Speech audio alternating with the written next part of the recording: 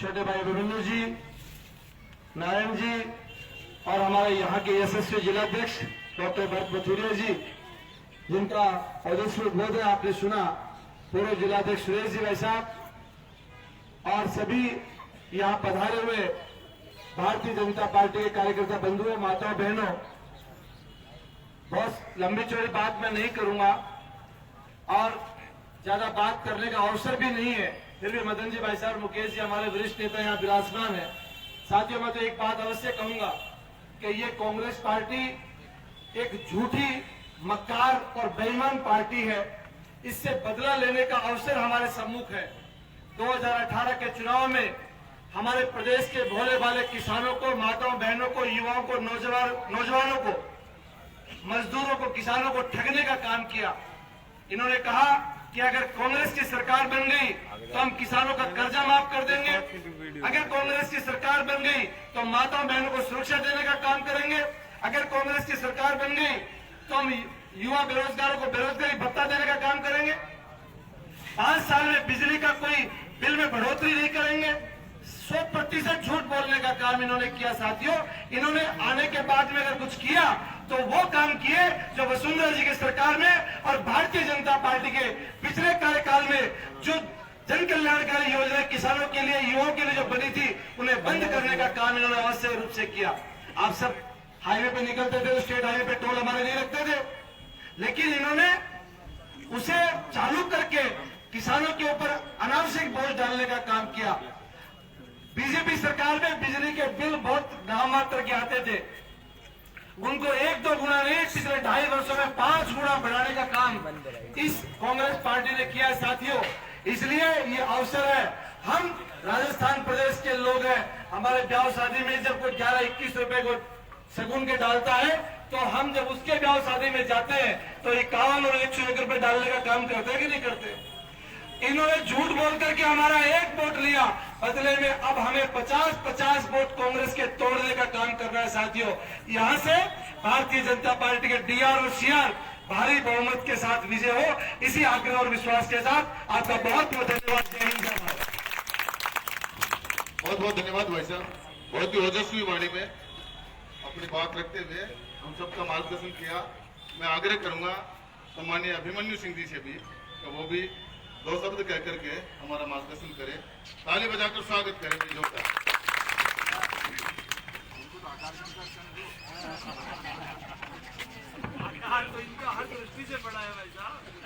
राम राम साहब, 2-3 मिनट की बात कही है, मैं तो 10 सेकंड में बात खत्म कर पूरी मारी।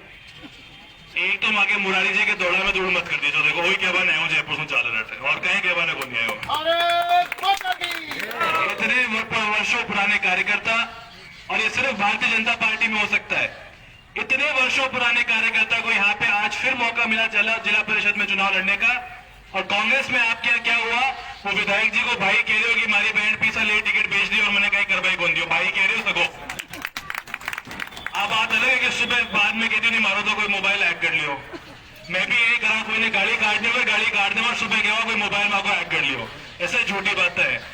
एक तो माँ के मुरारी जी वास्ते कहती हो, और आगे भी करो तो करो, लेकिन माँ के देखो अटे आपने ई क्षेत्र में तो कोई आदमी ना जन तो खड़े को नहीं हुए अटे आपने सरस्वती जी और लक्ष्मी जी और पार्वती जी यही खड़ा हुए हैं, तो आने ये समझ वोट दे जिता दीजो, इतने लाज राख जो, वरना जयपुर ही नहीं आने वाली पीढ़ियां भी आपसे पूछेंगी कि जब यहाँ पे कांग्रेस की विधायक भ्रष्टाचार का तांडव कर रही थी तब आप लोग क्या कर रहे थे, जब बोलने का हक उठा रही थी तब आप लोग क्या कर रहे थे, और उसका जवाब देना आप लोगों के बस की बात नहीं होगी। ये आप सबसे मेरा आग्रह है, आप सबसे मेरा निवेदन है, और इस बॉडी से तो मेरा पुराना जुड़ाव है, इतने साल तक वैसे भी आया हूं, अब आऊं तो कम से कम इस खुशी से आऊं कि मेरी पार्टी का ही यहाँ प्रधान हो, मेरी पार्टी का ही यहाँ जिला प्रमुख हो, और उस चुनाव में एक गिलहरी का सा योगदान मेरा भी रहा, ऐसी मेरी स्मृति बने, यही मेरी आपसे आशा है। बहुत बहुत धन्यवाद। जय हिंद, जय भारत, जय जय राजस्थान। बहुत बहुत धन्यवाद साहब, बहुत बहुत धन्यवाद। मैं आग्रह करूंगा भाई साहब मुकेश जी दादी जी से कृपया वो भी आए और हमारा मार्गदर्शन करें। भाई मुकेश जी दादी जी हमारे प्रदेश उपाध्यक्ष और संभाग के प्रभारी। भारत माता की, भारत माता की, भारत माता की।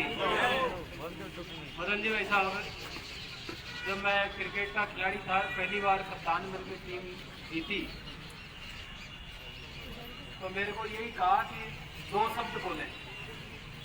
अब खिलाड़ी आदमी बोलना आता नहीं था, तो मैंने कहा जीत गए। 2 ही शब्द ना, जीत गए। कुल मिलाकर के बात ये सारी बातें आपने मदन जी भाई साहब हमारे बीच में विस्तार से कहेंगे।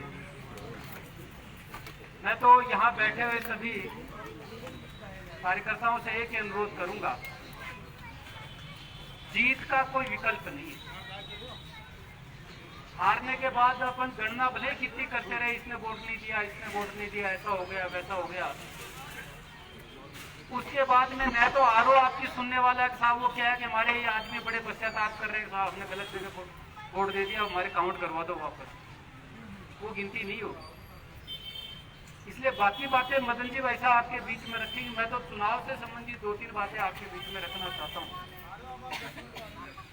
अगर हमने थोड़ी सी चुनाव की माइक्रो पोलिंग कर ली, व्यवस्था कर ली, तो कई बार जो छोटा चुनाव निकट में आकर के हम हार जाते हैं या जीत जाते हैं, उसकी गणना हम ठीक से की जा सकती है।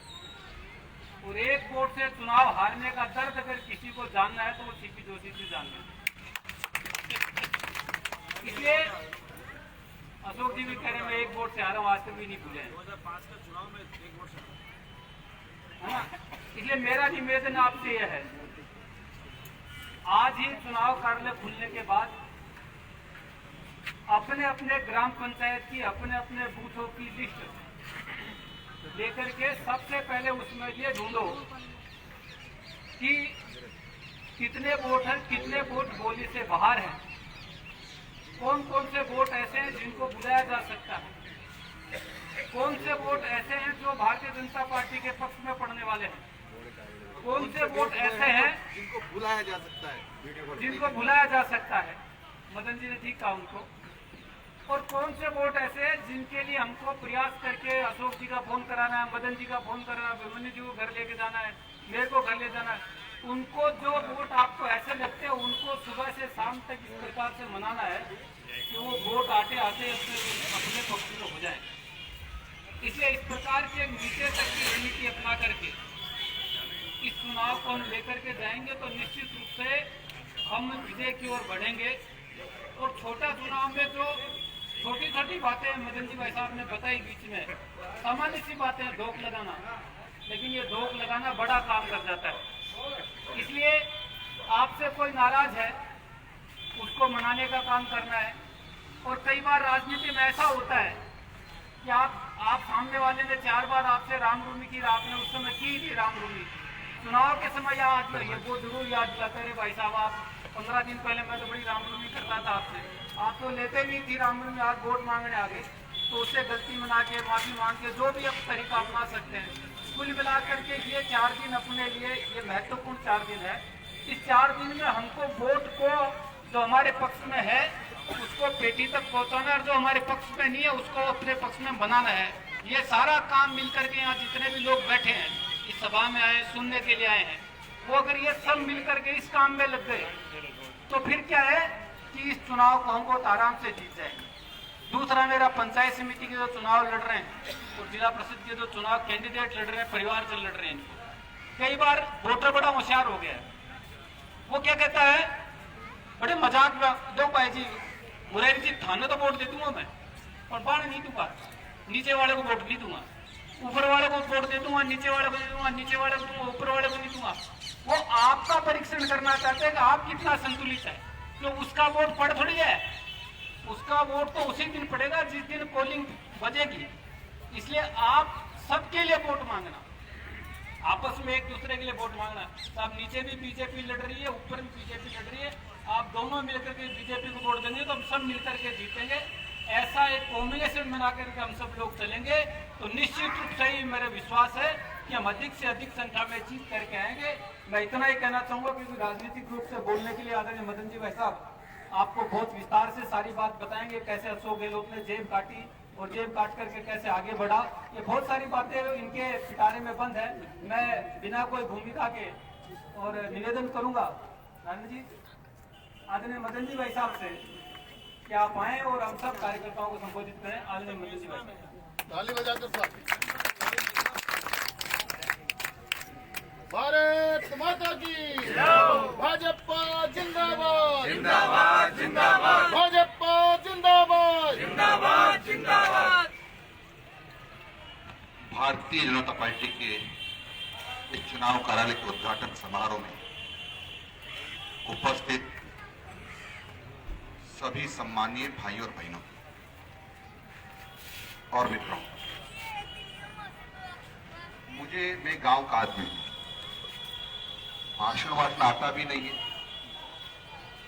और मैं कुछ बातें जरूर करना चाहता हूं। मैंने सुना है यहां बहुत सारे लोग ऐसे हैं, यहां उपस्थित की बात नहीं कर रहे, इस क्षेत्र में, जिनको सस्ता अनाज मिलने की पात्रता रखते हैं, यानी गरीब हैं लेकिन नहीं मिल रहा। बहुत सारे लोग हैं जो गरीब है बेचारे, लेकिन बहुत सारे लोग ऐसे भी हैं जो सरकारी नौकरियां कर रहे हैं लेकिन अनाज पा रहे हैं। कुछ लोग ऐसे भी जो 3-3 मंजिल मकान है वो भी पा रहे हैं। कुछ लोग ऐसे भी जो कार से लेकर कार में बैठ करके अनाज ले लेते। और माननीय मुख्यमंत्री जी पत्र लिख रहे हैं प्रधानमंत्री जी को, बोला मेरे 7 करोड़ की जनसंख्या है, उसमें आप 4 करोड़ 46 लाख को ही सस्ता अनाज दे रहे हैं। कितना? 4 करोड़ 46 लाख को ही, और इसको बढ़ाइए और बढ़ाइए। मैं समझता हूं इतनी गरीबी नहीं है कि बढ़ाना चाहिए, लेकिन हाँ वो गरीब छूटे हुए हैं, उनको मिलना चाहिए। उसका इलाज है कि आप ऐसे लोगों को आउट करिए जिनके पास 3-3 मंजिल मकान है, जो कारों से लेकर के जाते हैं, कारों से अनाज लेने जाते हैं, जो 60,000 का मोबाइल रखते हैं। तो आउट करोगे तो हमारे गरीब लोगों को अनाज मिल जाएगा। लेकिन वो कांग्रेस के बहुत सारे लबरगुट्टे ऐसे भी हैं जिसको अशोक जी गहलोत को देना है, इसलिए इसकी जांच नहीं करवा रहे हैं, और इसकी जांच नहीं करवाने से बहुत सारे गरीबों को अनाज नहीं मिल रहा है। मेरा अंदाजा है 1.5 करोड़ लोग अभी वंचित हैं। 1.5 करोड़, वो कैसे? 46 लाख तो लेने ही नहीं आ रहे। 2.5 लाख लोग ऐसे हैं जो सरकारी कर्मचारी अधिकारियों के परिवारों को मिल रहा है, और 50 लाख से लगाकर 1 करोड़ तक ऐसे लोग हैं जो पात्रता रखते ही नहीं। हमारे उन गरीब लोगों ने क्या बिगाड़ा जिनको खाद्य सुरक्षा का अनाज नहीं मिले? माननीय प्रधानमंत्री जी का, सरकार का और सुप्रीम कोर्ट का यही था कि जो गरीब हैं, वास्तव में गरीब हैं, जो बहुत इसकी पात्रता रखते हैं, उनको मिलना चाहिए। लेकिन लोग वोटों के लालच में एक गरीब लोगों का निवाला छीन रहे अशोक जी का। मित्रों, पता नहीं किस किस के साथ अन्याय किया है सब जी का। कि कांग्रेस चुनाव लड़ रही थी, हम भी बीजेपी का प्रचार कर रहे थे, तो टीवी पर मैंने देखा, भाषण तो गहलोत जी का सुनने गया नहीं, टीवी पे देखा राहुल गांधी जी उनकी सभा में कह रहे थे 1 2 3 4 5 6 7 8 9 10 सारा कर्जा माफ किसानों। हो गया क्या? हो गया क्या? भारतीय जनता पार्टी ने 50,000 का कर्जा माफ किया, तो वो वादा तक नहीं हुआ। भारतीय जनता पार्टी ने अपना वादा निभाया, लेकिन कांग्रेस ने वादा नहीं निभाया। और क्या कर रहे हैं? हमने वादा पूरा कर दिया। इससे बड़ा अपमान किसानों को हो सकता है क्या? चुनाव लड़ रहे थे जब क्या कहा? 5 साल तक बिजली के दाम नहीं बढ़ाएंगे। बढ़ाए कि नहीं बढ़ाए? बढ़ाए कि नहीं बढ़ाए? बढ़ाए। तो ये धोखेबाज है कि नहीं है? ये धोखेबाज है।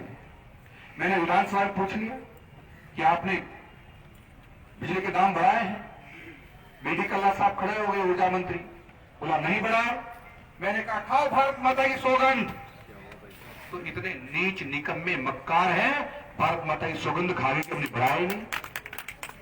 अब ये भारत माता